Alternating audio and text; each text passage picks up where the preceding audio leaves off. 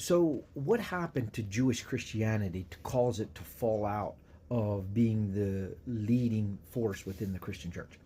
So, it all begins with St. Paul. If you know much about the Christian church, you realize that Paul was a pivotal figure amongst the apostles.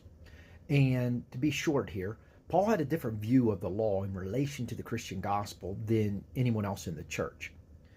Prior to the coming of Paul, the apostles saw it as, or taught it as, that that they were Jewish and Jesus was the Messiah that came within the law. Paul viewed it differently, though. Paul viewed that the law of Moses was a temporary measure, and it was only implemented until Christ could come. Once Christ could come, they could go to the full promise that was given to Abraham. So, so you had Jewish Christianity and then the Pauline Christianity. Now, the apostles agreed with Paul. Peter even said that Paul was right in his writings, but people who don't understand wrestle with Paul's understanding, and they do so to their own destruction. So the apostles agreed with Paul. But what you had Pauline Christianity and the Jewish Christianity. Even though the apostles agreed with Paul, much of the Jerusalem church did not.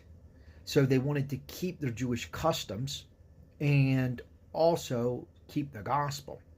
Well, because of this, many of the Jews wanting to hold to the Jewish type of Christianity rejected Paul's message.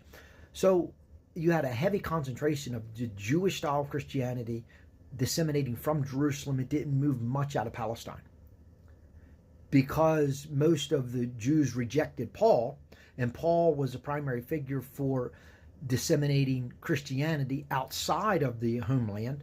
Then the type of Christianity that was disseminated outside was Pauline Christianity, and it went primarily to Gentiles.